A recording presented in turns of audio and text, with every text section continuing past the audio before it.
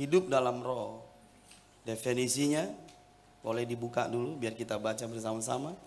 Hidup dalam roh definisinya 1, 2, ya. Oke, baik, saya tunggu. Saya tunggu. Hidup dalam roh 1, 2, ya.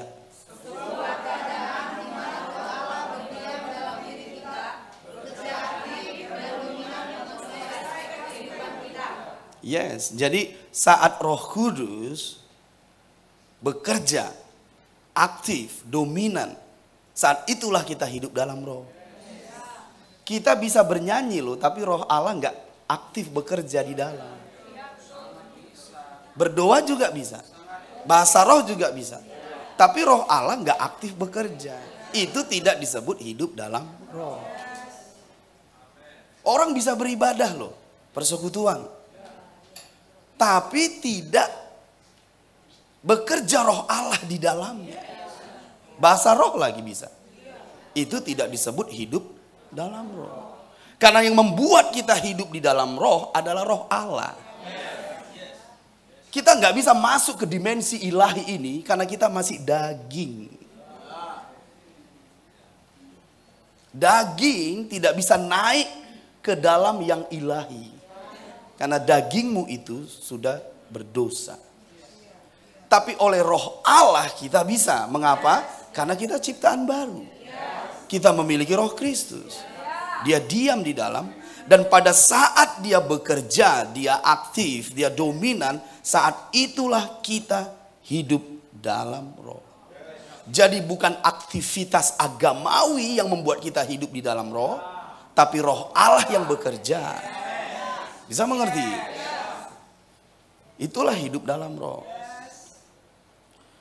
Dan kita sudah tahu apa yang kita alami saat kita hidup di dalam roh. Ada berapa poin? Bayangkan coba. 16 poin ini kita alami.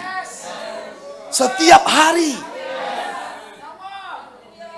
Maka percayalah kita kalau Tuhan berkata olehmu semua kaum di muka bumi akan menerima berkat. Coba renungkan yang 16 poin ini coba. Orang akan berkata padamu, orang macam apa dia ini? Belum pernah kutemukan orang seperti ini. Jangan kalian berpikir itu hanya diucapkan muridnya bagi Yesus. Diucapkan orang-orang saat itu bagi Yesus. Sama Yusuf pun diucapkan Firaun.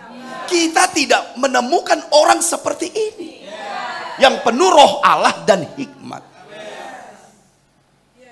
Jadi Allah memuliakan manusia.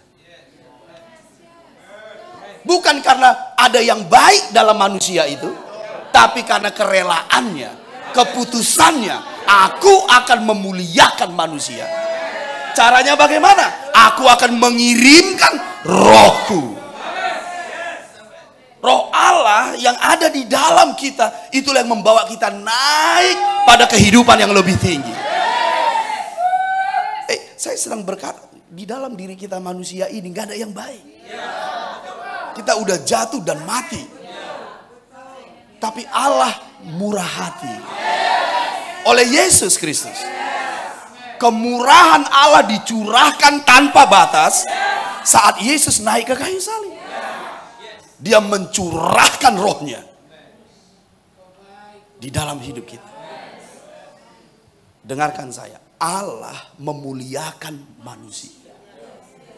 Malaikat berkata, apakah manusia sehingga engkau memuliakan? Tapi Allah memutuskan, aku akan memuliakan manusia dengan cara mengirimkan rohku di dalamnya. Clear? Bayangkan hidup kita kalau kita mengalami 16 poin ini. Sekarang kita harus mengerti bagaimana kita bisa selalu ada hidup dalam roh. Itu yang mau saya bagikan sebentar. Sehingga kita bisa ada di atmosfer itu setiap hari. Baik kau sebagai pemimpin, pelayan, pebisnis, guru, politisi, whatsoever, apapun itu. Karena kita akan belajar di hari terakhir 7 gunung, 7 domain. Dan bagaimana kita menaklukkannya. Karena perempuan Babel itu duduk di atas 7 gunung ini. Itu sebabnya tidak mudah mengalahkan sistem dunia. Kau harus tahu caranya. Makanya sebagai guru, kalau kita tidak tahu kebenaran ini, engkau akan diperbudak oleh sistem dunia. Karena perempuan Babel itu mabuk oleh darah orang pilihan. Karena tanpa kita sadari kita diperbudak dunia. Karena kita tidak tahu bahwa perempuan Babel itu duduk di atas yang banyak airnya. Harus tahu. Bagaimana kita bisa mengambil alih gunung-gunung ini bagi Tuhan. Makanya hari keempat datang. Gereja itu bukan hanya nyanyi doang. Gereja itu bukan hanya setiap hari Minggu datang. Gereja itu memiliki mandat kerajaan. Jadikanlah semua bangsa muridku. Jadi bukan berarti kita datang tiap minggu ke gereja udah jadi orang Kristen. No. Gereja itu dibangun di atas batu karang untuk membawa bangsa-bangsa taat kepada Yesus. Itu tugas kita. Bisa mengerti? Datang hari keempat, hari kelima jangan. Saya nggak di sini. Ya, datang hari keempat. Ini penting bagimu. Penting bagi perjalananmu. Penting bagi keluargamu. Haleluya. Amin, amin. Baik. Tulis di bawah. Bagaimana supaya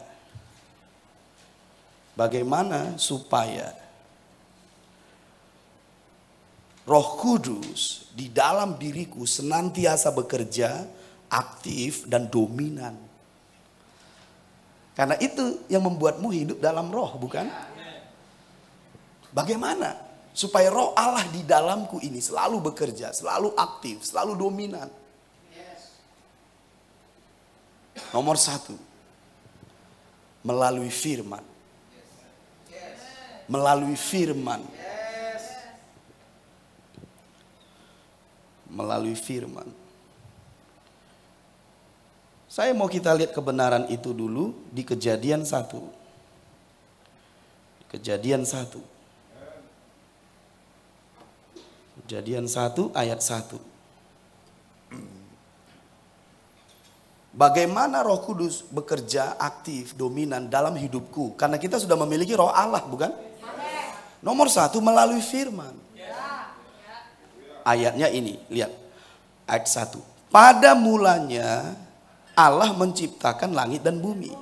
Bisa mengikuti saya kan? Ayat 2. Bumi belum berbentuk dan kosong. Gelap gulita menutupi samudra raya. Dan roh Allah melayang-layang di atas permukaan air. Roh Allah melayang-layang di atas permukaan air. Berapa lama? Tidak ada yang tahu. Karena belum ada matahari, belum ada bulan yang menghitung masa dan waktu. Tapi kalau kita lihat di situ, sekalipun roh Allah melayang-layang sedemikian lama, tidak ada yang jadi. Coba lihat. Bumi tetap aja belum berbentuk. Bumi tetap aja kosong. Dan ada gelap di sekitarnya. Padahal ada roh Allah di situ. Kita bisa menerima roh Allah di dalam kita. Tapi hidup kita nggak terjadi apapun. Banyak orang percaya begini kan? Menerima Yesus, jadikan Tuhan. Betul, roh Allah di dalamnya. Tapi dia tidak mengalami terobosan. Nggak mengalami kemenangan. Nggak mengalami pekerjaan roh dalam hidupnya sedemikian rupa. Mengapa? Karena roh Allah tidak bekerja. Sama seperti ini, nothing happen. Bumi tetap belum berbentuk, tetap kosong, tetap tidak diisi. Ada gelap di situ. Tapi lihat ayat ketiga. Berfirmanlah Allah. Lihat itu. Berfirmanlah Allah, jadilah terang, lalu terang itu jadi. Jadi firman ini menjadi material dari roh Allah untuk membuat itu jadi. Jadi roh Allah itu perlu firman untuk dia bekerja. Haleluya. Roh Allah memerlukan firman untuk dia bekerja. Roh Allah itu kuasa Allah, yes. Tapi dia bekerja ketika firman datang. Ketika Allah berfirman, jadilah terang, roh Allah bekerja, terang itu jadi. Haleluya. Bagaimana kalau kau duduk di sini? Firman datang samamu. Roh Allah bekerja. Nothing is impossible. Haleluya. Itu sebab saya berkata padamu, kalau kau sakit kau akan sembuh. Kalau kau sandere lebereando ikebreke andara labai, oh mandara la bahaya. Tahu artinya?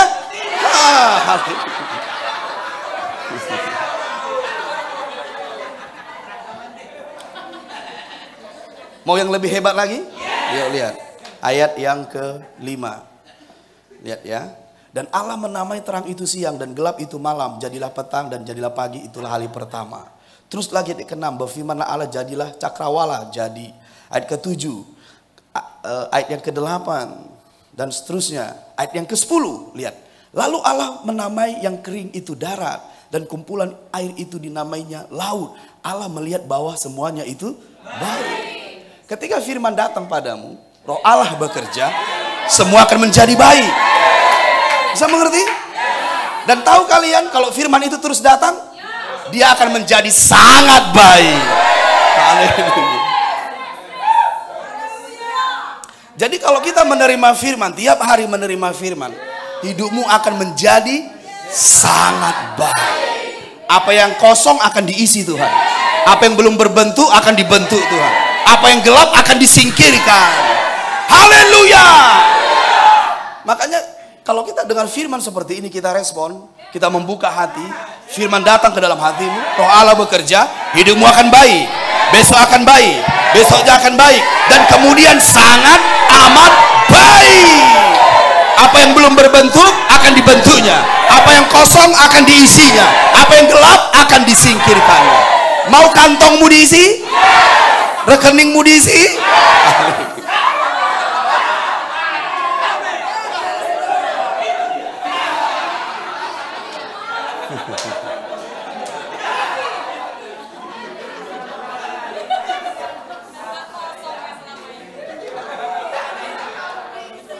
Oke, good. Silakan duduk.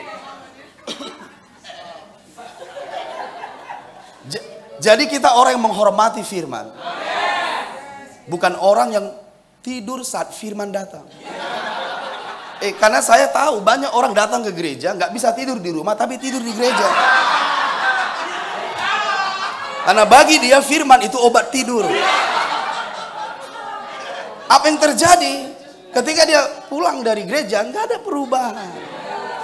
Tapi lihat dirimu. Dengar firman kau ribut, kau respon. Saya nggak heran hidupmu berubah. Amin, amin. Saya ingat dulu waktu kecil bersama dengan orang tua saya pergi ke gereja. Di awal gereja dia biasa.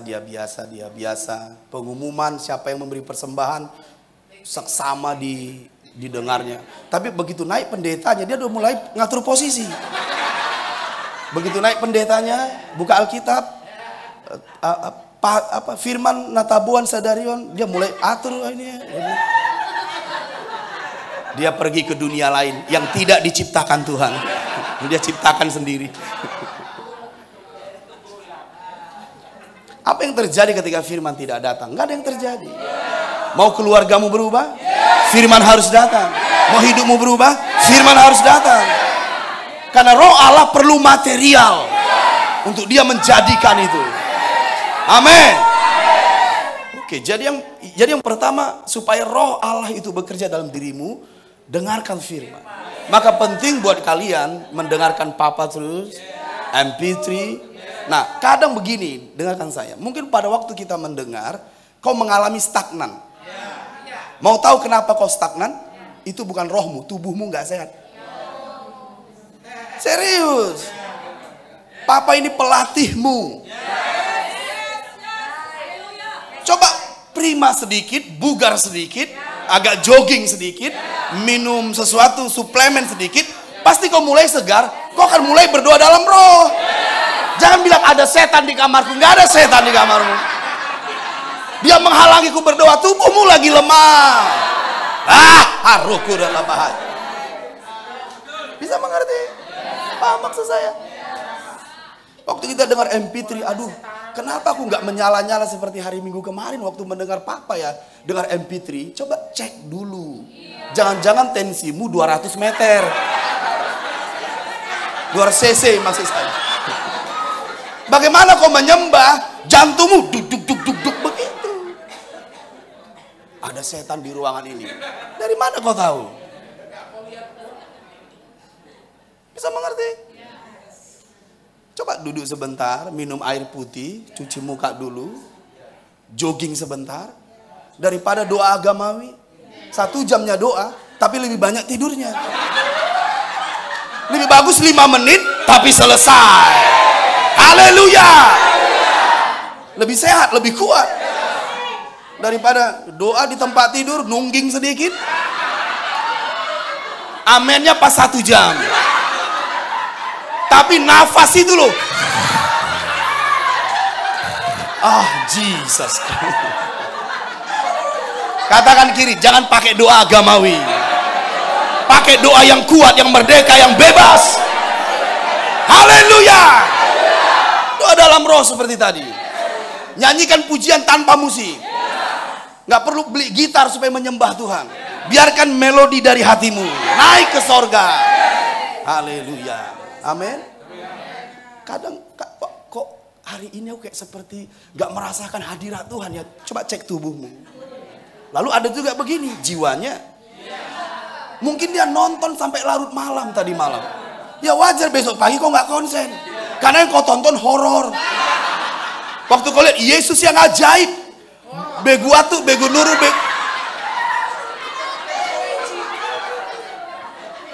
satu saja jiwamu tidak stabil, kau nggak akan bisa on. Selesaikan dulu. Kadang kita jadikan setan kambing hitam terus. Manusia itu makhluk roh yang memiliki jiwa, tinggal dalam satu. Satu aja tidak seimbang, tidak fit, itu mengganggu. Maaf ya kalau saya harus ambil contoh. Lihat orang gila. Itu jiwanya. Coba lihat, bagaimanapun saya berkhotbah nggak akan bertobat itu. Karena dia nggak ngerti. Karena jiwanya itu sudah blong. Harus diobati dulu. Bisa kuasa Tuhan mengobatinya? Yes, bisa. Coba kalau tubuh kita lagi lemah. Makanya kalau tubuh kita bugar, prima, segar, kita mudah on dengan Tuhan. Mudah on. Makanya dengarkan saya. Kalau kita tahu bahwa Tuhan perlu tubuh kita, Dia akan sehatkan engkau. Dia akan sehatkan. Pada saat firman itu datang, dengarkan segini, mau sehat terus?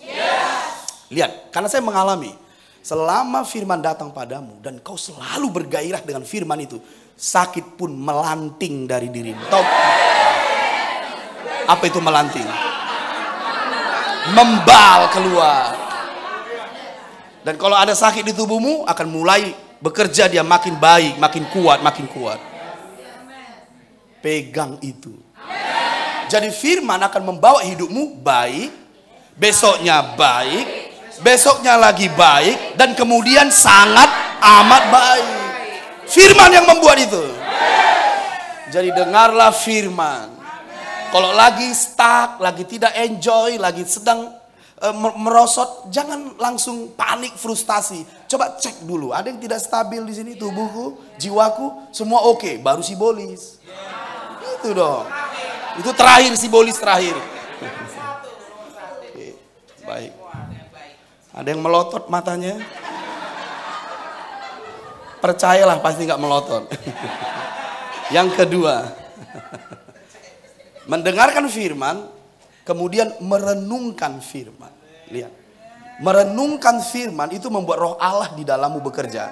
Mari kita lihat contohnya. Mari kita lihat contohnya ya. Kita lihat di Mazmur 1. Mazmur 1. Lihat ya, Mazmur 1 ayat 2. Merenungkan firman membuat roh Allah di dalam hatimu pun bekerja.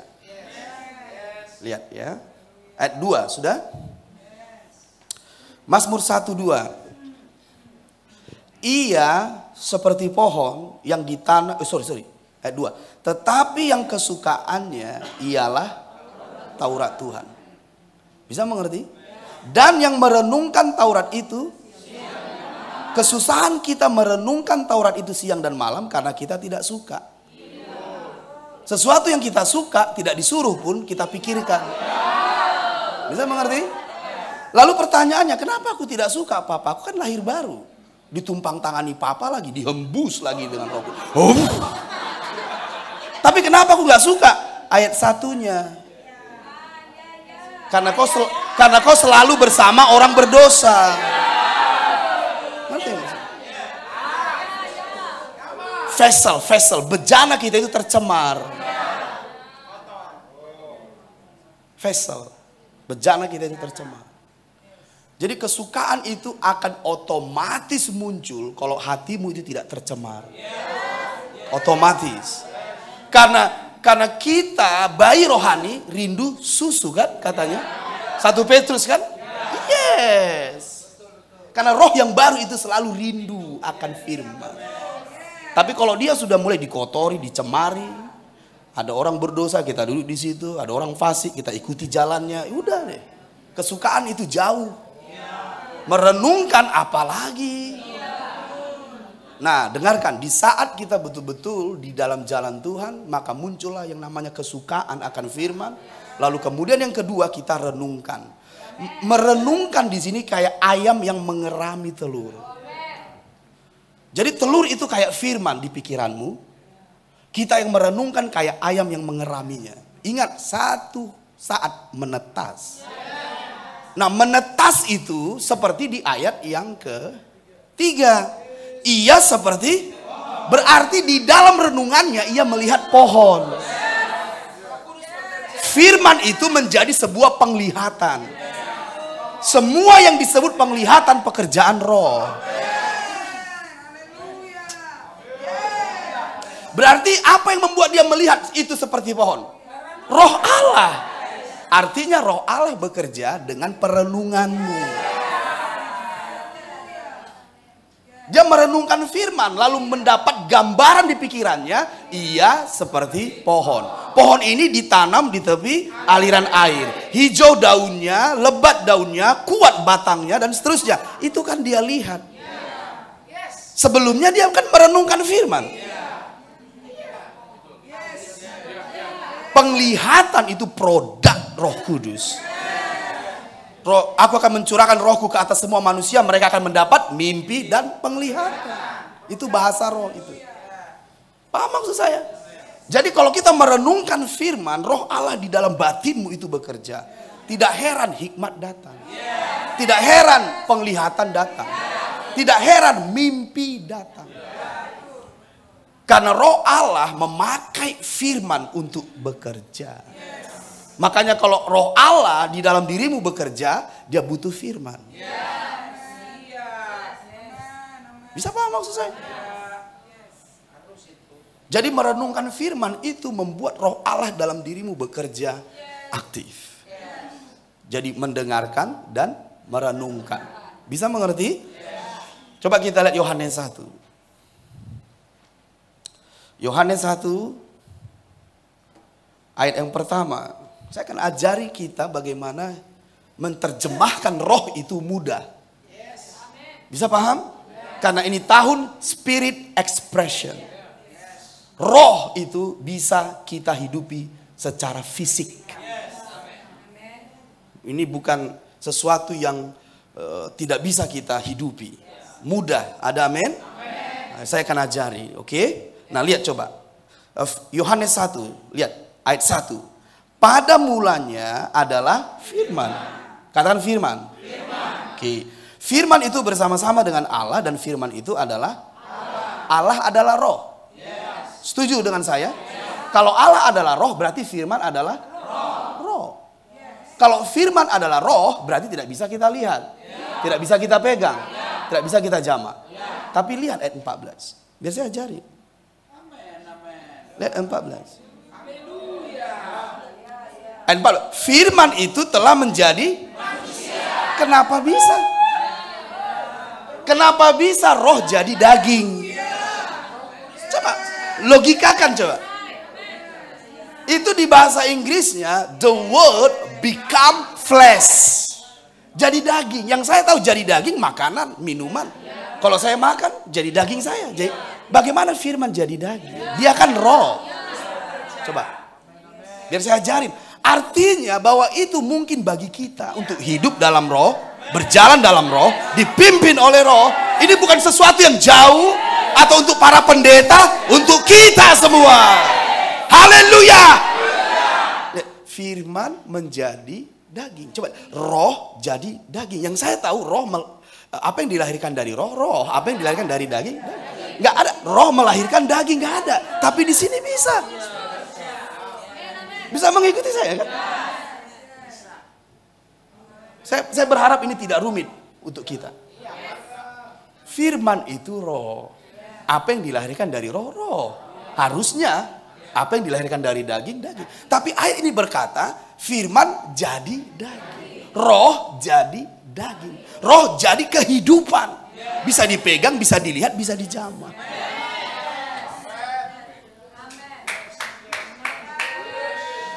Mau tahu prosesnya? Sederhana prosesnya. Sederhana prosesnya. Apa itu? Coba kita lihat. Kita baca dulu 14. Ini ajaib sekali kalau kita bisa melihat. Ayat 14, sudah sampai kan? Firman itu telah menjadi manusia. Sebenarnya ini daging ya. Dan diam di antara kita. Ini memang merujuk Yesus, tapi kita juga. Dan kita telah melihat kemuliaannya, yaitu kemuliaan yang diberikan kepadanya sebagai anak tunggal Bapa, penuh kasih karunia dan coba lihat, firman jadi manusia, firman jadi daging. Yesus adalah Allah, roh jadi manusia. Berarti roh bisa jadi fisik, bisa jadi kehidupan, bisa jadi pikiran, bisa jadi perasaan.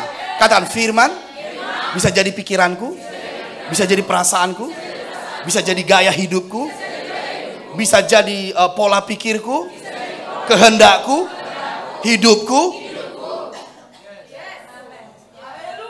Bisa paham? Nah, kalau kita lihat caranya itu ada di ayat yang ke-12. Lihat di situ. Ayat 12, siap? Nah, lihat. Ayat 12. Tetapi semua orang yang menerimanya diberinya kuasa. Jadi kita memerlukan kuasa sebagai katalisator dari firman jadi daging. Bisa mengerti maksud saya? Karena ini nggak begitu saja jadi. Jadi kalau kita menerimanya, kita menerima kuasa. Kuasa itu yang membuat firman itu jadi daging. Bisa paham maksud saya? Problem kita jadi apa? Kuasanya atau menerima? Coba baca itu. Menerima. Kalau kita menerima, kuasanya bekerja. Dan kuasa itu adalah Roh Kudus. Bisa paham? Dan kalau kita tahu Roh Kudus bekerja, kuasanya bekerja. Itu yang membuatmu bisa menghidupi firman.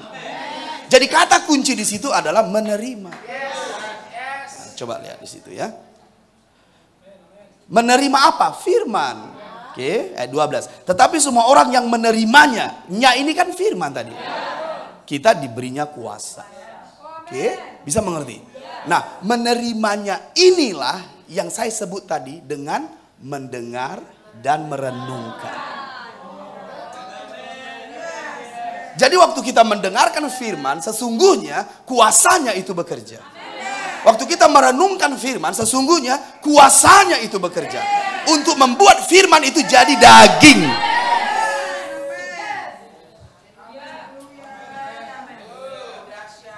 Bisa mengerti? Apa yang membuat jadi daging dalam dirimu? Makanan kan? Makanan itu kita masukkan ke mulut. Baru ke lambung atau pencernaan. Jadi waktu makanan itu kita masukkan ke mulut, itu namanya mendengarkan. Waktu lambung kita mencerna, itu namanya merenungkan. Setelah makanan itu dicerna di lambungmu, dia akan menjadi daging. Buatlah itu dengan firman. Karenanya Yesus berkata, akulah roti hidup. Karena itu makanan.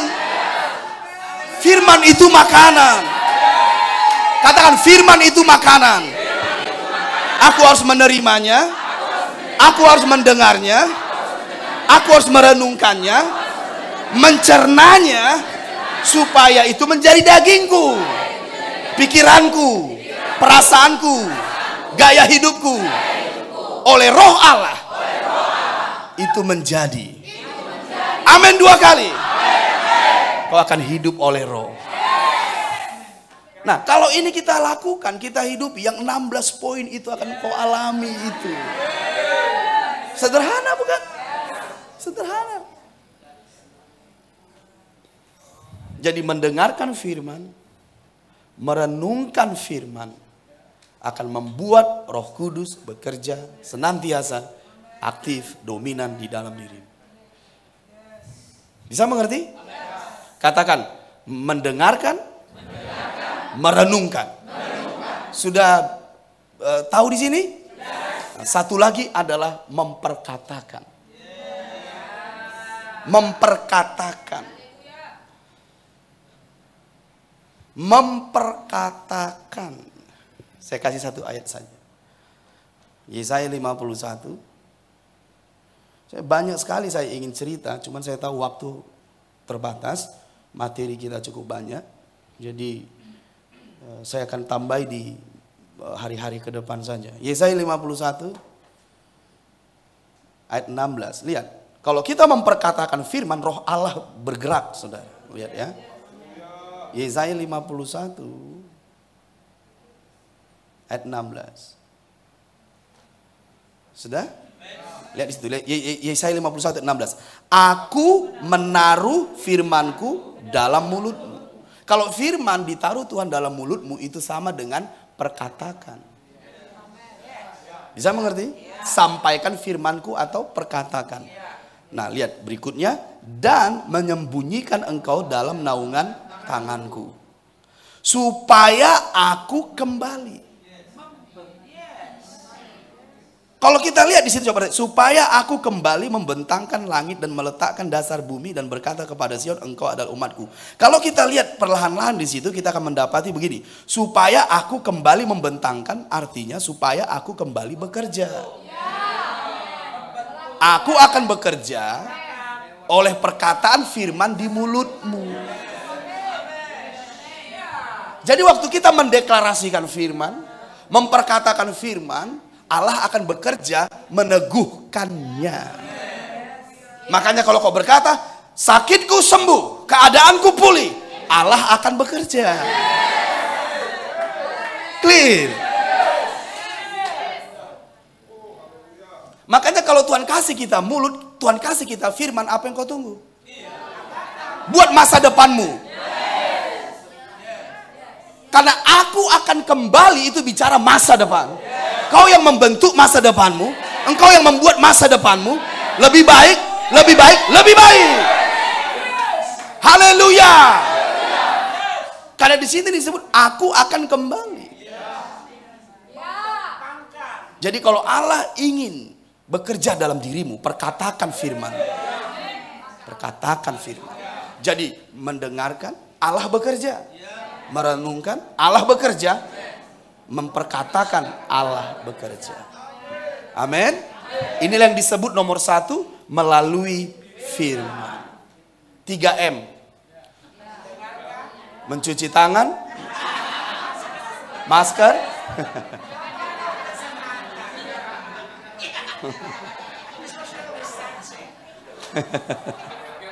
Oke, mari kita ulangi.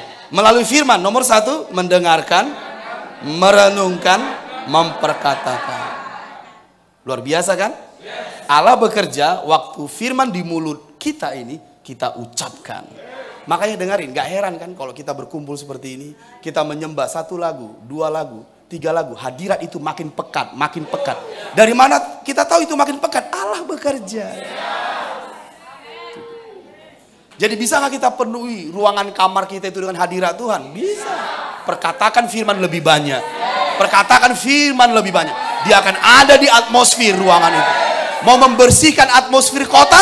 Nubuatkan kotamu. Nubuatkan kotamu. Atmosfer kota itu akan berubah. Mau atmosfer Indonesia berubah? Nubuatkan Indonesia. Nubuatkan Indonesia. Maka atmosfer kota Indonesia akan berubah. Lebih baik, lebih baik. Amin, amin, amin. Dengarkan, Allah menunggu doamu. Allah menunggu nubuatan yang kau ucapkan. Ingat, kalau Allah bekerja tidak ada yang mustahil.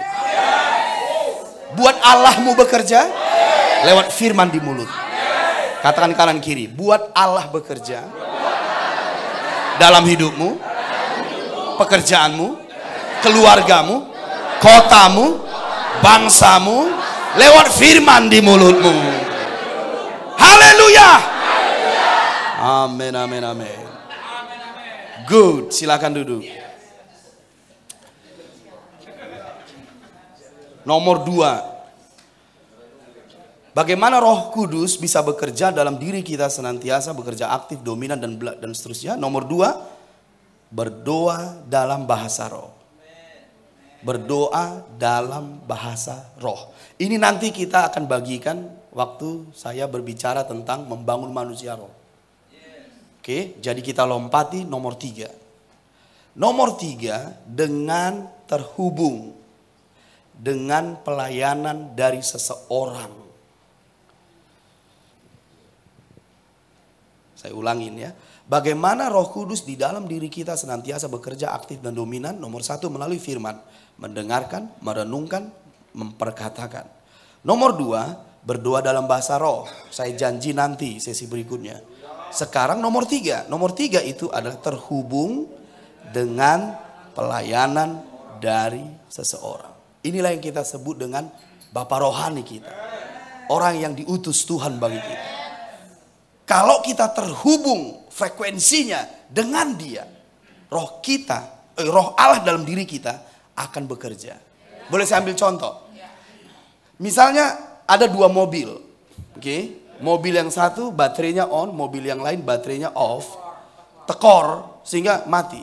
Apa yang harus kita lakukan? Ada jumper kan? Jumper, bisa mengerti? Jumper itu menghubungkan yang hidup ke yang mati. Maka terjadi transfer. Itulah terhubung. Jadi kalau frekuensimu on dengan papamu, terhubung benar dengan papamu, in the spirit, dalam roh, maka apa yang terjadi dalam hidupku terjadi padamu.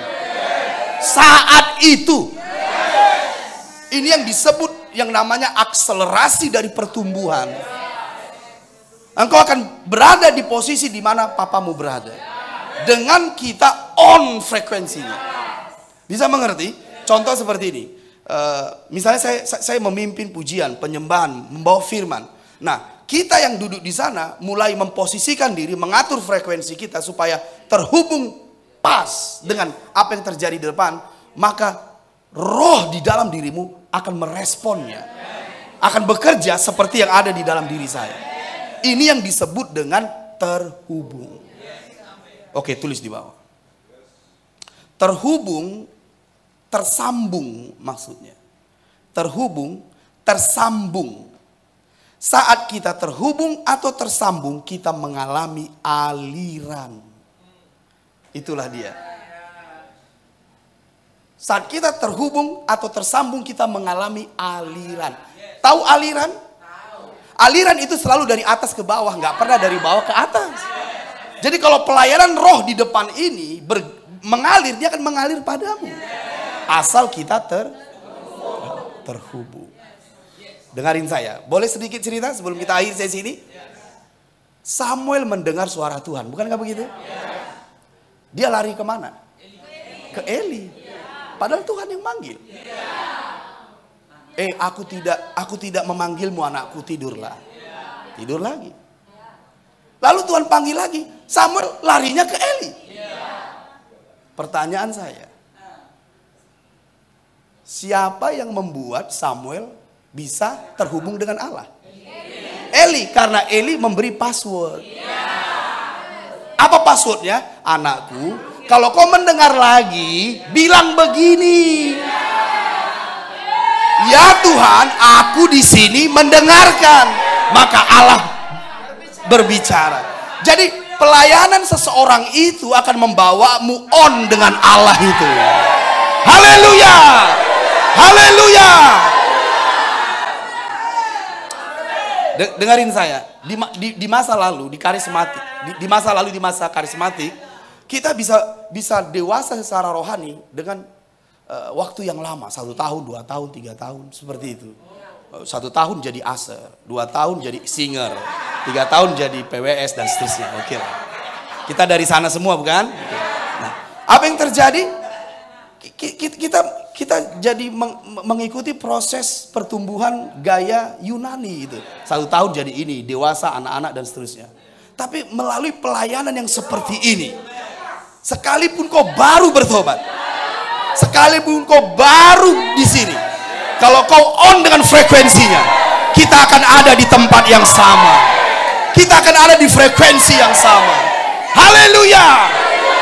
Itu yang disebut percepatan. Kau akan mengalami percepatan. Saat kau terhubung dengan seseorang, engkau akan naik lebih cepat, terbang lebih tinggi, berlari lebih kencang. Haleluya. Katakan, berlari lebih kencang, terbang lebih tinggi. Amin, amin. Haleluya. Angkat tangan ke sorga dan berdoa dalam roh. Glory be to God forever. Wow,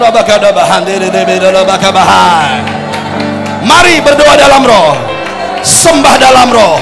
Apapun, mari ekspresikan dalam roh. Demi nama Yesus, demi nama Yesus, demi nama Yesus. Wow, wow, haleluya.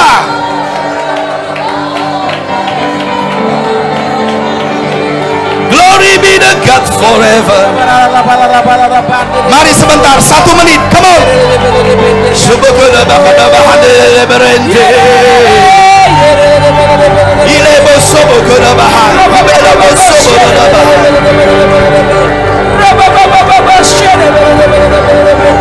Haleluya, haleluya.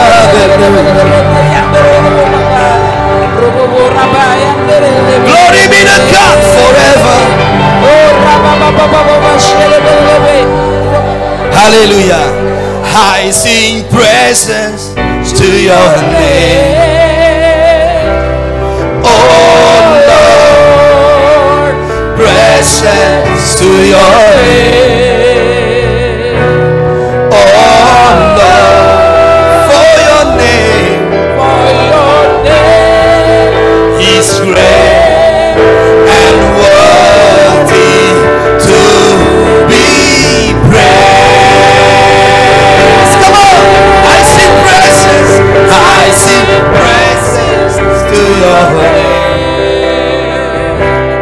oh Lord.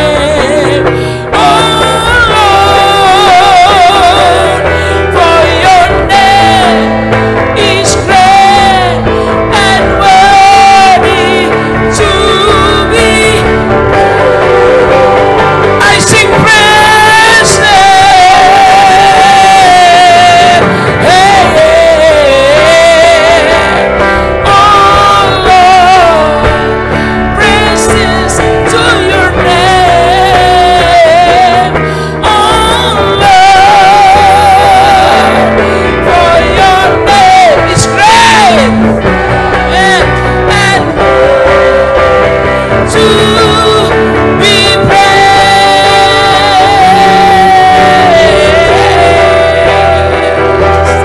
For your name is great, amen, and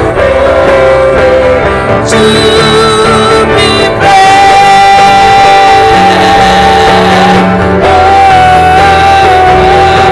For your name is great and be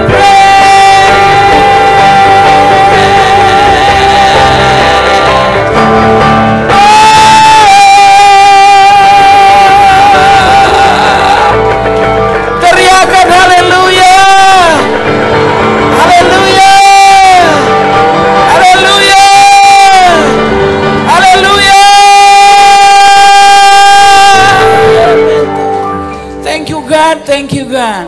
Memiliki Engkau lebih dari segalanya, menyembah Engkau lebih dari segalanya, hidup bagi tujuanmu lebih dari segalanya. Adalah kehormatan melayani Engkau Sang Raja, adalah kehormatan melayani Engkau Allah pemilik langit dan bumi. Beri kemuliaan kepadanya. Yes, yes, yes. Thank you God. Terima kasih Tuhan. Terpujilah Engkau dalam nama Yesus. Kita yang diberkati bersuka cita. Sama-sama katakan amin. Wow.